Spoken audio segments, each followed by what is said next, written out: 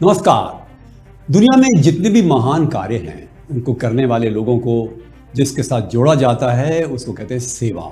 भारतीय प्रशासनिक सेवा, भारतीय पुलिस सेवा, राजस्थान प्रशासनिक सेवा, चिकित्सा सेवा, स्वास्थ्य सेवा। ये सेवा है क्या?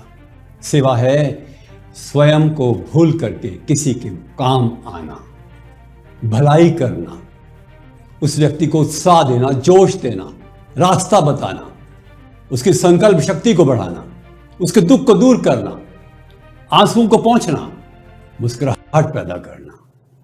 सेवा तेरे रूप अनेक।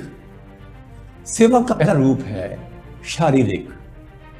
जीसस क्राइस्ट, महात्मा गांधी, विनोबा भावे, बाबा आमटे घोड़ियों की सेवा करते थे। हिंदुस्तान में 1 करोड़ लोग सिख समुदाय द्वारा आयोजित गुरुद्वारों में जो लंगर होता है उसमें भोजन करते हैं। चिकित्सक, माना कि उनका ये पेशा है चिकित्सा करना, पर वो दूसरों के शारीरिक दुख को दूर करके पुण्य कमा रहे हैं।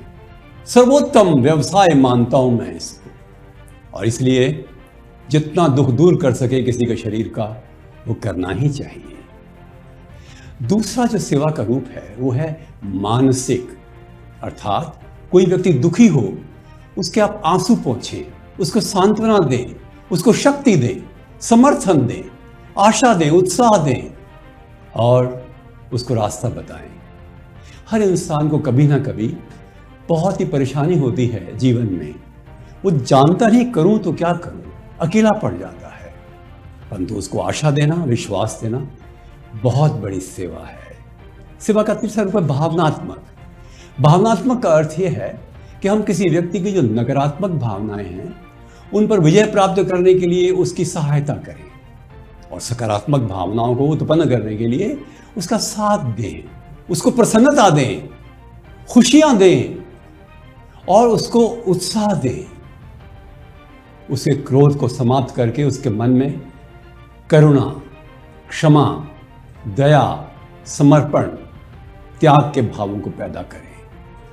उसके मन के दुख को दूर करते ही हमें इतना संतोष होता है जैसे कि हमारा जीवन फलीभूत हुआ। चौथी प्रकार की सेवा आध्यात्मिक भी है, अर्थात किसी व्यक्ति के लिए प्रार्थना करना बहुत बड़ी सेवा है। आप कहेंगे ये भी कोई सेवा हुई? जी हाँ, ऐसा प्रभाव पड़ता है आपकी प्रार्थना का कि जिस व्यक्ति के लिए आप प्रार्थना कर रहे हैं उसके जीवन में एक विशेष परिवर्तन आता है, उसके रोग दूर होते हैं, उसका दुख दूर होता है, उसकी निराशा दूर होती है, वो आशावादी बनता है, नए रास्ते खुलते हैं उसके लिए। और उसको ध्यान करना सिखाइए। प्राणायाम करना शरीर से संबंधित है, परंतु ध्यान आध्यात्मिक एक ऐसी समृद्धि है जो मानव को बदल डालती है। ईश्वर का संग है उसके साथ, उसको ये आश्वासन दीजिए। पांचवी प्रकार की सेवा बहुत ही महत्वपूर्ण है और वो है परिवार की। कहते हैं जिसने माता पिता की सेवा की उसको किसी तीर्थ में जाने की जरूरत ही नहीं है। पत्नी के लिए, पति के लिए समर्पण का भाव, बच्चों के लिए अनुराग का भाव, सुरक्षा का भाव, भाई बहन के लिए प्रेम का भाव। कितने लोगों के जीवन को तुम छूते हो, वही तुम्हारा विकास है, वही तुम्हारा मूल है। एक बार स्वामी विवेकानंद के पास एक नौजवान आया और कहा, स्वामी जी मैं योगी बनना चाहता हूं। स्वामी जी ने कहा, योगी नहीं उपयोगी बनो।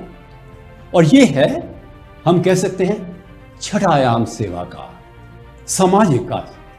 सामाजिक और मुख्य रूप से न केवल मित्रता निभाना, मित्रों के परिवार की सेवा करना, उनका भला करना महत्वपूर्ण है, पर समाज में जहां पर की निर्धनता है, जहां पर कष्ट है, जहां आंसू हैं, वहां पर आप अपने स्वयं के साधनों से किसी के चेहरे पर मुस्कुराहट लाएं, उपयोगी बने।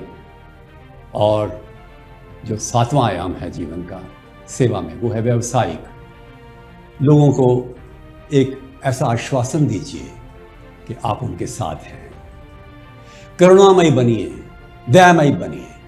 मत सोचिए इसका लाभ क्या मिलेगा। किसी की सेवा करते ही मन में एक बहुत बड़ा संतोष का भाव आता है।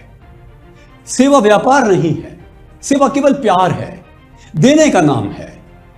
और इसमें कोई एक्सचेंज थ्योरी नहीं चलती, विनिमय का सिद्धांत नहीं चलता।